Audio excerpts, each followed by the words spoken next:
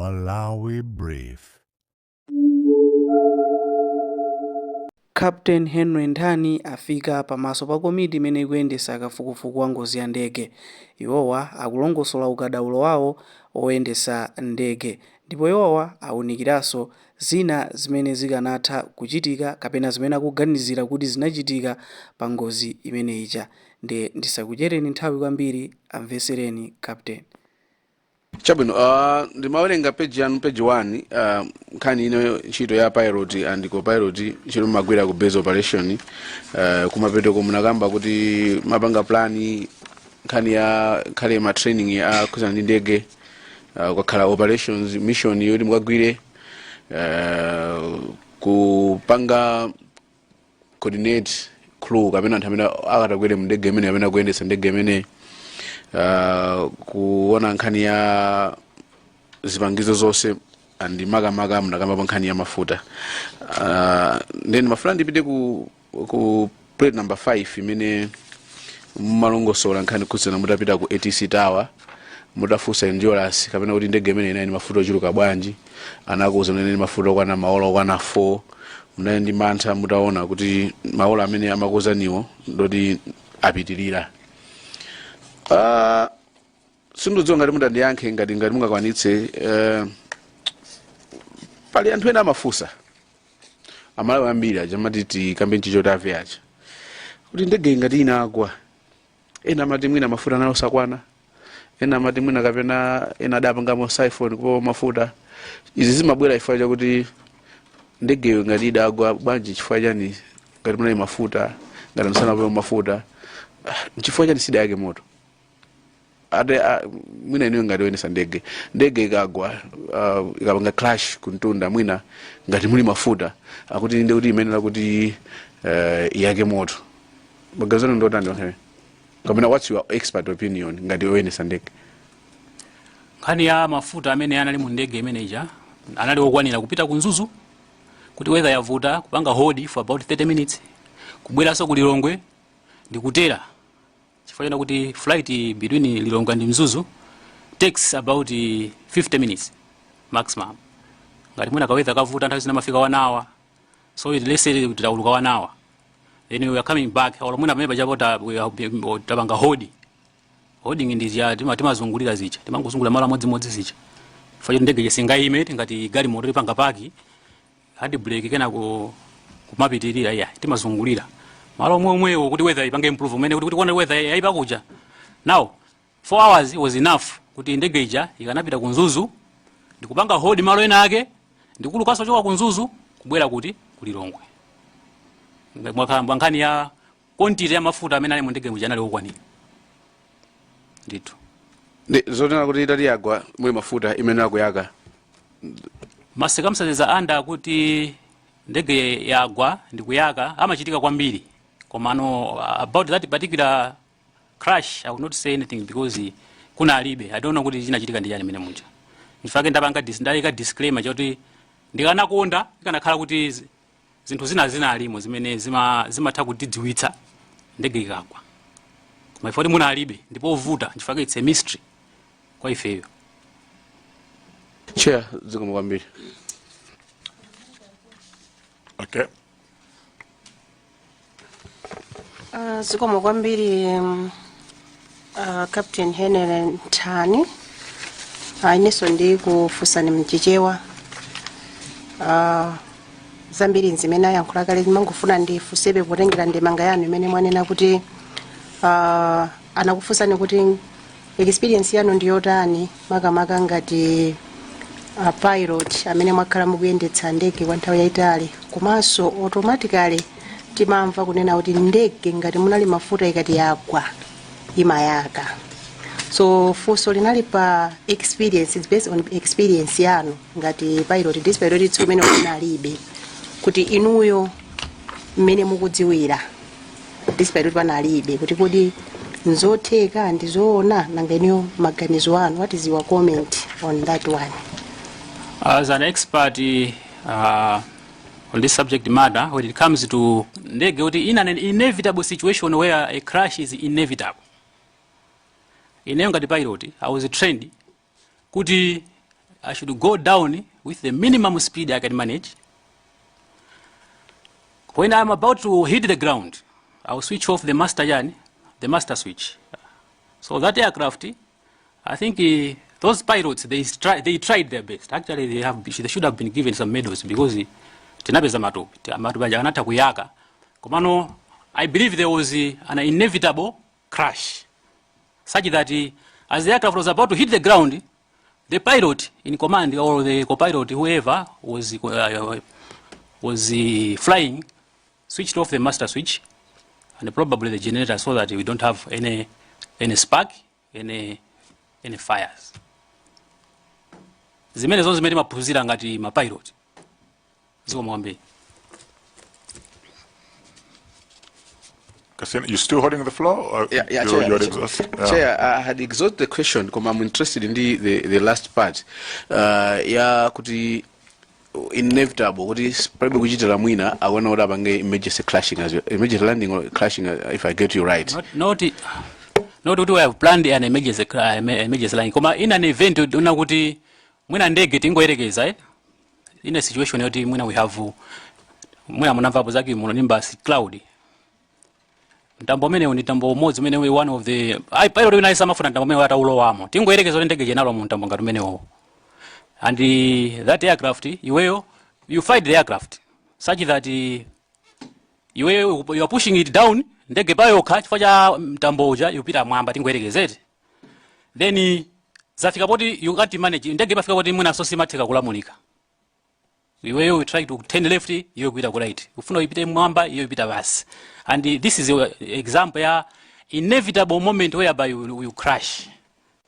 So pilot umaina kuti umaphunzitsidwa kunena kuti in this particular case to increase chances of survival ya anthu amene umatenga mundege muja, you switch off the journey, the master switch, and switch off the journey, the generator, so that there shouldn't be fire on the aircraft. I think that's what happened. Yes. Is that the reason when landing gear inali, according to the BFU report, the landing gear was in motion? I don't think that would be the reason why. When aziko zokazi zifuwa zosiyana. Siningadziwe for I wasn't in the aircraft, so it's difficult. Mwanza, Central. Thank you very much, Chair. Fajoti azanga anayamba kale ndi chichewa. Ineso mundilole ndipitirize chimodzimodzi. Koma choyambirira ndimafuna kuti ndaona presentation yanu, Captain. You are very emotional. You can, when we read it, even your presentation, it looks like you had a very big connection. Munali ndi kugwirizana kwambiri ndi anthu amene anali mundege anzanu amene magwira nawo ntchito. Ndicho yambirira ndi kupepeseni. Mukuyankhulana ndi komanda ananena mawu anchizungu onena kuti take heart. Mawu amene nthawi zambiri samangonenedwa iyayi. Amanenedwa pamene munthu wina wake wakhudzidwa. Or maybe mwinanso pamene akukhudza kapena wafoka. I believe kuti komanda amakulimbikitsani. And I'm not surprised kuti mene mwailembera nkhani ikuoneka ndithu kuti anthu amadziwana nawo kwambiri. Pepani kwambiri for that. Pali mfundo zingapo zimene ndimafuna kuti ndikambe ndifunse komanso ndimvetsetse. Koma ndisanalowe kumafunsowa, mene mwailongosolera ndegeyi lerolo yatipatsa chithunzithunzi china chimene mwina tinalibe, chifukwa ambiri fe timaona kuti ndege yokutha, ndege sinali yabwino. Komano inu ngati oyendetsa ndegeyi mwailemba kuti inali ndege imene wina aliyense oyendetsa ndege akadakonda akadayiyendetsa. Kusonyeza kuti inali ndege yabwino. Impression imeneyo ambiri fe tinalibe. Tathokoza kuti mwatipatsa. Now pa number 7,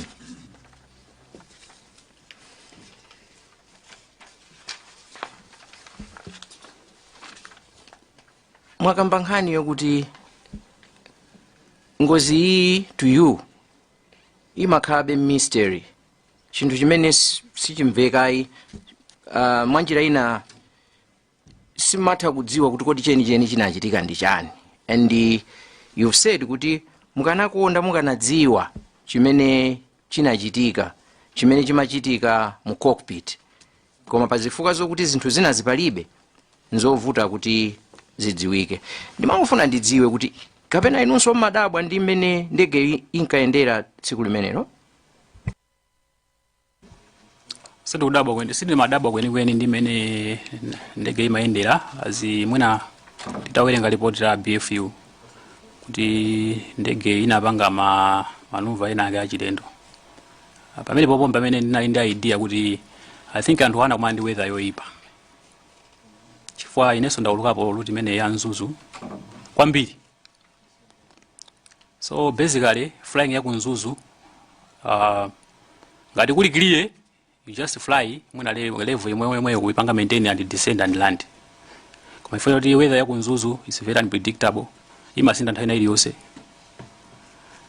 Nthawi zambiri tili ndi malo amene timapanga approach ku Nzuzu, and chifukwa cha nature ya malo mwachitsanzo kunyanja ni malo oti kulibe ma obstacles amene apanga slow mphepo ni imene mapanga move mitambo, so kuma mphepo yambiri ma pushes away mitambo kumakhala clear, so we prefer mapita kunyanja. So it was my thinking kuti ndege ina kumana ndi weather yoipa kwambiri, such that they were trying to deviate from the weather, because ndakupasa chitsanzo cha mtambo amene mati Charlie Bravo ndi mtambo amene mati okhala waukulu, ine have experienced kwambiri ma Charlie Bravos kawiri. I'll give you my instances mwina okwana 3 kuti mwina for the mwina anthu amene samadziwa kuti zinthu zimakhala bwanji tikamauluka. Chitsanzo choyambirira tinapitapo ku Nzuzu ndi Keno Gunda retired. Tinapanga failo kuti tiuluka should be about level 090. Kudusa mwina chamu doamu mitambo inamba kupanga build up patsogolopo tinapanga request 090 fika 090 mitambo ikupanga build beyond us to we requested up to 130, which is one of the very very high altitude to fly in that particular aircraft. So we had to divert towards the lake. Tinangopita kupanga divert pita ku lake kucha pesa unapezeka kuti kuli clear, we descended and landed. So there's another example, tinapitapo ku Likoma ndi Malemo Sambalo pamwepo. Zimafika nthawi nake timati point of no return. Zoti wesu ngabwere kumbo ifena kuti the weather ngati tikozona ngati yakumbatira net yakufunga ngati blanket kuti kupita kumbuyo ku sikuoneka china chichonse. Kupita kusogolo what you do in that particular case, you have to pamalo amene pakuoneka ndi pabwinopo, you hold at that particular place. And that flight I think yanapanga charter ndi FTH Bank ngati sakunama ngati I think Amora Angel. Tinazungulira pamene popo wakantha I think mwina akuzondikira mbona amene analipo flight imeneyo tinazungulira almost katatu. Kenako kulioma kuja kunatsekuka tinatani tinatera. Umakuona no weather kutembenuka ndikicha kuyangana kumbuyo weather ready mangoneka ready. So kumalo ngati kumene kuli ready kuti mati kuno go. We had to commit to land kutiko palikoma pacha. And wait paka na anthu anapanga zawo so kena nabwere. So ma circumstances alipo angapo. Yachitatu vice inende mwenda Sambalo pamweyo. We flew from Lilongwe to Zomba. Tanyamuka ku Lilongwe weather tilangodusa detsa. Nyengo inasinda. Suddenly we requested Chileka kuti mwina tipite ku Chileka. Nimene kuonekera ku Zomba mwina sitingapite. Achileka na kuti kuna kusimungatere ndimene kulili because Chileka so nayo ndi airport imene si abwino. Kulibe equipment yoti ndi in that particular weather ku land. Ki anatoza kuti kunonso kwaipa kwambiri simungatani. So we tinafika pa point of no return. We had to survive in the air. How do you stop the aircraft in the air? You don't stop the aircraft in the air. It's not a helicopter. You cannot hover. So we had to descend because ndinali ndi application kamene nagula to South Africa, and I was using a phone. You can imagine tanyamula president, because mundege muje munaibe equipment yairani yofunikira ngati GPS yamakono. So ndatsekula kapu kacha, we descended up to 4,500 feet. Pasi pacha panaibe mitambo. Apente 4,500 feet ndio mitambo nali ngati upati pamutu patupa. Ndikumakuluka ndi head of state. Kwazungule kuja ndikutera. So that's how I envision that flight. Thank you. Zikomo kwambiri. Ndi asambalopa mkuoneka kuti mwauluka nawo kangapo. And nyengo ngati zimenezi zikuonekanso kuti mwakumana nazo kangapo muli nawo limodzi. Mmene mumadziwira ukatswiri wawo pa nkhani yakaulutsidwe kwa ndege.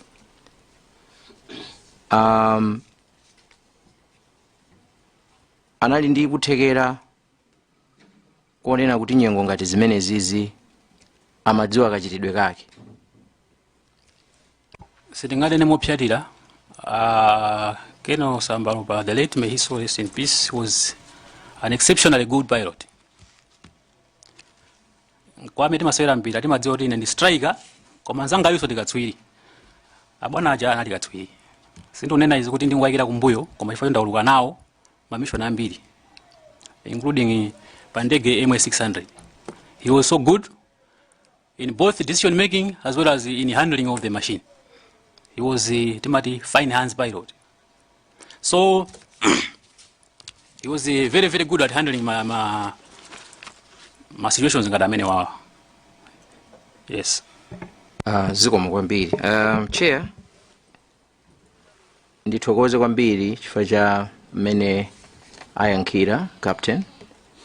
Ndibweranso nthawi ina koma pakadali pano ndiyimire pamenepo. Zikomo. That's a man. Captain Henry Ntani, inenso ndikupepeseni chifukwa pamene ngozi inachitikira inunso kukhala kuti mumayendera ndege zomwezo osewa analanzanu ndi nkhani yomvetsa chisoni ndipo ndiyokukhudzani professionally. Ineyo powerenga presentation yanu ndikumatsatira kwambiri mawu ena amene ndaphunzira kuchokera kwa inu anzathu achisilikali. Ndiye ndimafuna nditengepo wedi imodzi liwu limodzi limene inuyo mwakhala mukuligwiritsa ntchito kwambiri, makamaka ndinene kuti asilikali mumaligwiritsa ntchito kwambiri. Liwu limeneli mukulitchula kuti mission. Ndiye ine choyamba captain ndimafuna nditadziwa tanthauzo la mission kwa inu asilikali. Mukati mission mumatanthauza chani makamaka? Chabwino apa tikuzoonera kuti mwachidule it's like a specific role that we are playing on executing a task. Mwachitsanzo, flying a president is a VVIP mission. Flying the remains of the late Kasambala is an ambulance flight mission. Yes. So no, ndimamva kunena kuti ku ame kwa asilikali mumayendera malamulo kuti mupite pa mission. Neni mafuna ndidziwe kuti inuyo ngati captain lamulo kapena kuti command yoti mupite pa mission ngati kwa inuyo mumayilandira kwa ndani? Zikomo kwambiri ndikufotokoza mwachidule procedure kuti mwina tingopanga clear mwina mafosa amene angabwere ena. Procedure ndoenda kuti ndege kuti ituluke kuchoka ku base kwathu kupita kumene ikufuna ipiteko. Timaina kuti tilandire choyambirira operations order, transport order imene imapangidwa ndi imachokera ku MTF headquarters kudzera ku Malawi Air Force headquarters, amene amayilandira kumene koko ndi operations officer.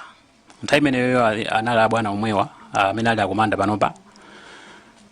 From headquarters ya Malawi Air Force amatitumizira kuzomba kwa airbase. Imafika wa base commander, apanga task operations officer amene ali overall operations officer, then amapanga task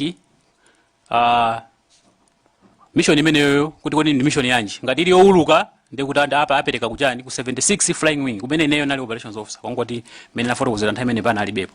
So amene anali operations officer nthawi imeneyo anapanga perform maroles amene akupanga. So that's the procedure amene ndege imatulukira. Ndathokoza kwambiri ifa mwandonetsa ndondomeko yonse kuti zikachoka ku mtunda kenaka zimakafika kwa makapteni amene atayendetse ndege. Neni mafuna nditadziwa kuti kodi ngati mmene experience yanu muli nayo ndikuganiza kuti mission ili ngati lamulo ndipo mukuyenera mukwaniritse ngati msilikali. It's an order, ndi choncho? It's an order, yes. Ma kwena so ndizani na no kusogolo kufa chonda kuti pamakhala nthawi ina yake yona kuti you have to decide ngati we pilot amene kuona ndi ma factors amene ena yake mojitsanzo tingati zati weather siku uvomerani kuti mupite mauza kuti bwana that one is a no go mission. Ndathokoza kuti mumakhangani mumanditsatira maganizo anga chifukwa ndimafuna ndidziwe kuti kodi mukamapita pa mission inuyo ngati captain mabwana akulamulani muli ndi ufulu ophwanya lamulo la bwana kunena kuti tikubwerera. Nafuna mwina mutangotsimikiza pamenepo kuti mission imene simuoneka kuti mwachita mwano kapena mwaphwanya malamulo anu ku usilikali kuti ifeyo tikubwerera. Ndipo kodi mutha kubwerera nkukafotokoza kuti tabwererako kapena musanabwerere mumayenera muperekeka report kuti kunoko sizili bwino ndiye tikuganiza kuti tibwerere. Nafuna mutasiyanitsa pamenepopo kuti ndimvetsetse. Bwana funa zikomo kwambiri chair. Bwana funso lanulo mendali mvesera. Basically nkhani ya flying order yakupeza pitani mupange mission yakuti amene wakupasa order ayo amakhala kuti ali mu office ku Lilongwe akumwati zoti kunja kuli bwanji sakudziwa. So basically tisanapange mission ngati operations officer amapanga consult pilot apangaso consult senior pilot akasambala pana senior pilot amapanga consult bwana amene tikuonera baba mission weather ikuoneka bwanji ndiye we inquire first nkhani ya weather ngati ikuoneka kuti is doable. Iyeyo senior pilot yo will advise ngati he is the one who is going to fly kuti hii ioneka kuti this one is a go mission. Ngati mission yakuona kuti is no go mission amakana. So nkhani ya kuti who determines kuti ndege ipite kapena ayi imeneyo ndi responsibility ya pilot in command. You are the final authority in the aircraft. It does not matter whether it's a president who gives you an order kuti tenti zipita huko. If pilot says I'm not going there, palibe sanga tsutse malamulo sama nina choncho. Thank you.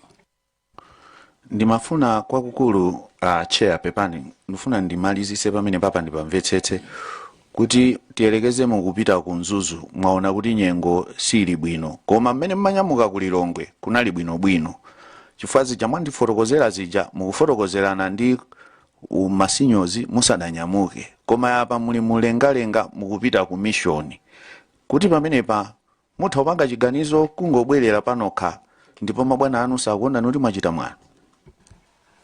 Ndipo mwinaso bwana wanzeru akhozosangalala kuti wapanga chiganizo kuti ubwerere. That is iweyo because umakhala kuti wapanga judge ndi mene waonera situation. So menda fotokozera kuti pilot tikati pilot in command, you are the in charge of the aircraft, the persons on board, their safety and everything. So it is you who is in the aircraft, who is surrounded by whatever weather there, whatever environment you are in, you make a decision. So we are trained to make good and sound decisions, especially in hard times, under pressure, and all sorts. Because basically before we go to Kwinako, if we trained as a sirikali.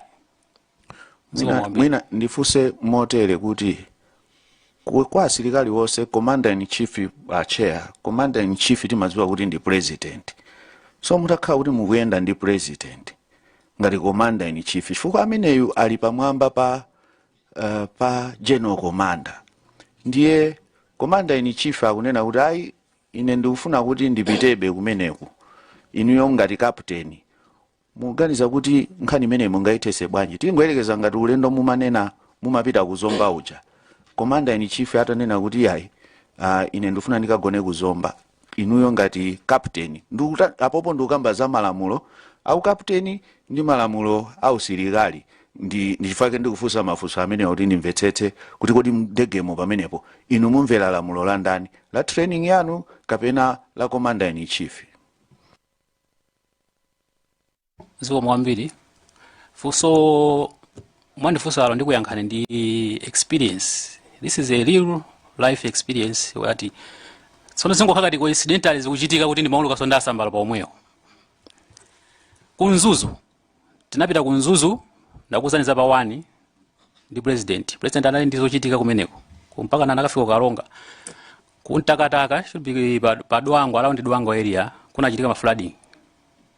President kumene kuja anapanga chiganizo kuti I think ndipite ku Dwangwa. Akomanda tinaenda ulimodzi komweko kwa deputy kwa Air Force commander akandula tinaenda ulimodzi komweko.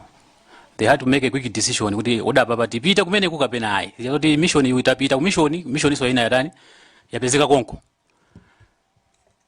Asambalo panena kuti I cannot commit kuti ndipite kumene kundi president ine ndi silikali ndiko zopita kumene kuja ndege ukatitimira tikaoneka ngati ndifesi tsiru.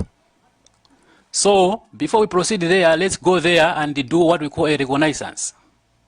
Pa usilikali timakafufuza kaye kuti malo amene mwina kule wa maliwongo pakuoneka bwanji eti. So ifeso timaina kuti tipite tikaone malo amene tikagwirepo ntchito tikatirapo tikapena sitikatirapo. Ani pasa go ahead commander pitani mukapange chani reke inene I was flying with Sambalopa. Tafika mene kuja tinasindana ma controls. Sambalopa was flying and I was taking a video. I have a video in my phone. It's like kuti ndi phone mene nina jambo la time ene yoyo ndimene kuisa chiro panopa. Asamba said this is a no-go mission. I'm in charge.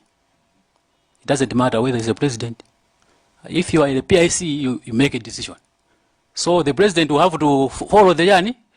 Zimene pilot wanena. So he advised kuti bwana kumene kumusatani musapite. A president anafunitsisa atapita. Pana bwera so ndituka ndege kena katika sukoma. Kanatera pa Dwangwa vaja. President anena kuti ndipitebe kumeneko. Ife ndi expert. Tinauza kuti president it's not safe even to fly single engine aircraft. Ukukuzikana kha kuti nzotheka kuti doni yayi ikatera. Ife kuma we don't want to take a risk. Ndimeta paona malopo. This is a no-go mission. Mission imene inalipereka. So this is a very practical example of how timasepanga separate command ya usilikali ndi command ya ndege. I'm in charge. I'm a PSC now. If I make a decision bwana ota nyaminando mfuna tipitenge timu tipite kwa kutoka kuti kumene kusitipita. Whether siri bwino basi. Ndekuti abwanawo angovomera kuti azatani zachitika. Ndathokoza kwambiri captain kuti mwamalizisa kuti chiganizo chomaliza chimene chimagwira ntchito mu ndege ndi cha captain. Ndathokoza kwambiri chifukwa cha mmene mwafotokozera. Ndimangofuna kuti mutandifotokozerapo kali ukomaliza kamene mutaundiyankha kapena musandiyankhe chifukwa ndi technical word ya zoyendesa ndege. Ndinamvetsedwapo munzowerenga ndi zina kuti ndiye chifukwa kuti munadzatchula za mitambo kuti nthawi zine matha kusokoneza mpaka na munthu ndege ulephera kuipanga control ndege kwanuku mukamayendesa ndege kuli liulina limene akuti zimagwesa so kwambiri ndege amayitchula kuti spatial disorientation. Ndenu pokhala so opanga training mapilot sindikuziwa ngati liuli meneli munalipezapo kapena ngati mudapezapo experience imeneyo kapena mukudziwapo zotani chifukwa ndinaona munatchulapo za mitambo ndi mmene munatchula za mitambo zinandikumbutsa za liuli menelo la spatial disorientation imene ikuonetsa kuti ndi chinthu china chimene chimapangisa kwambiri ngozi za ndege. Cheya ine ndimalizire pamenepo koma captain wa atandiunikira pa kaliu ndatchulako chifukwa anatchula za mitambo ndi zimene matha kuchita zikomo. Zikomo kwambiri honorable through the chair. Nkhani ya spatial disorientation mwina kwa anzathu amene sakudziwa tikozoenda kuti mwina kukanika kuzindikira kuti ndili pati chifukwa choti mwina malo mutu wasokonekera zimenezo zimatha kuchitika kwa pilot. So ndege ngati Dornier is a two pilot aircraft. Tikamauluka pali timati good airmanship. If your pilot is disoriented, ola iwe zako wadziwa kuti nzangayo akuoneka kuti ali disoriented, umamuwuza kuti I have control. Even atakhala bwana, even abwanacha akandulacha. I'll give you another example akandula nauluka now. He's a very honest guy. Sorry to say guy, he's a general. Tuchokera ku DRC. Tinanyamuka pa Goma International Airport. Flying, climbing out. Kenako iwo achanamba kuona ngati ndege ikupanga timati ku banking ikanga tikhotera ku manzere kuma ndege chekulu kachani straight. Ananoza kuti nthani you can have it. So that is good airmanship imene timaphunzira ngati mapilot. Mwina mufuna mupeze opinion yanga kuti anthu they were disoriented kapena ayi anthu aja they were not disoriented. Anthu aja they were in control of the aircraft. That's why even report ya BFU inanena kuti that was a controlled aircraft into terrain. Sifit. Ndege ikulusidwa koma pali ma circumstances zona kuti avuta ndege yakagunda chani yakagunda nthaka. So that one kwa ineyo that was a very that was an accident, an avoidable accident, an avoidable fatal accident. Thank you.